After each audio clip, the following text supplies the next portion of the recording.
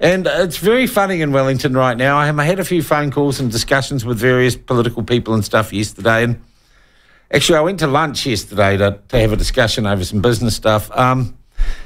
And we observed the person I was at lunch with, rather pleasant actually, not have politicians running around messing with it as they're all trying to mess with each other.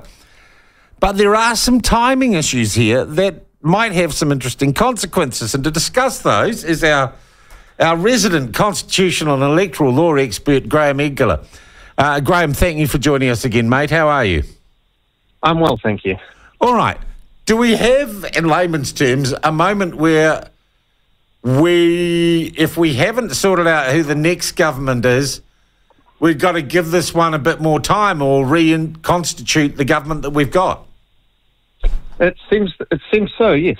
They've got 28 days after the election. At the moment, there are no MPs, and so the rule is to be a minister, you have to be an MP, but there's an exception. For 28 days, you're allowed to continue while they sort stuff out. But now that there's recounts aren't going to be finished until next week. The writ's not going to be returned until next week. They're not going to be any MPs next week. And the election was, 26 days ago now or something like that. And so come Sunday, we run out of ministers.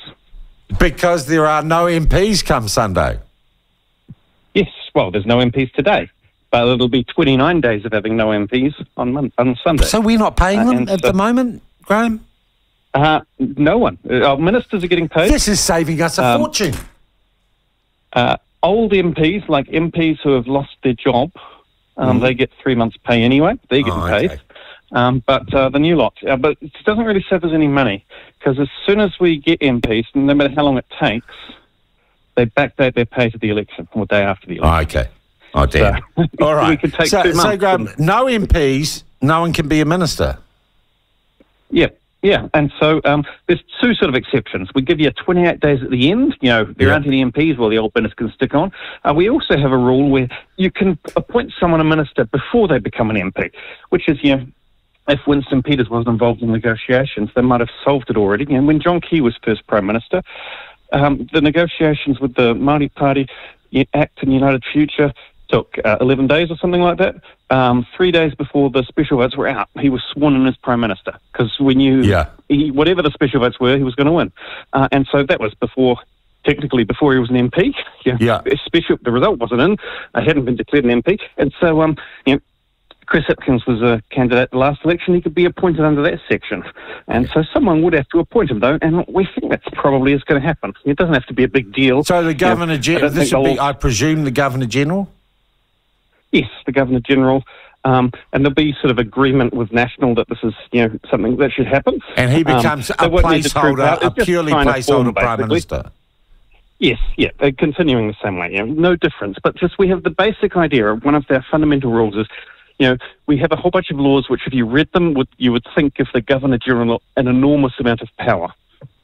They don't, because every decision the Governor-General makes, except him to appoint as Prime Minister, every decision the Governor-General makes because a Prime Minister or another minister tells them what to do. If they're signing a law, there will be a letter with it saying, I recommend you sign this law. And everything that goes to the Governor-General to sign will have something signed by a minister saying, do this. All right. So if they don't get a deal or a deal in principle by the weekend, you've really got to do this on Sunday. I would think they'd probably do it on Saturday. Saturday, okay. You want to make sure you never run out.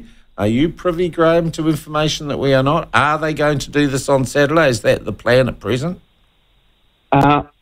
I guess I don't know, but there were, I forget which media organisation, I spoke to someone about it that asked, and there are plans in place. So I'd assume they'd do it before. So Hipkins gets an extension, gets a job extension, right? He does. And does he still getting paid the Prime Minister's wages? Winston and New Zealand first want to hurry up. Yeah. Maybe Winston could be Deputy Prime Minister by then. Oh, Acton Hayes regret at leisure. I mean, they want to get this right. Yes, well, it would have been good if it started. It could have been good if it started the day after the election. Well, yes, but we didn't have the specials back. Look, the other thing interesting, while I've got you here, Graeme, and I'm crowdsourcing my questions for we've got Carl Lekanen after 8 o'clock this morning. If you were going to have a criticism or if there's a question that arises to you about the conduct in an administrative sense of this election, what would it be? Well, that recent announcement they've had about, a bunch of 3 polling booth places or something like that, where there was a data entry error and everything got shifted down the line. Why aren't there systems in place that sort of mean essentially that, say, 2 people have to enter that data separately and check? Cross-checking.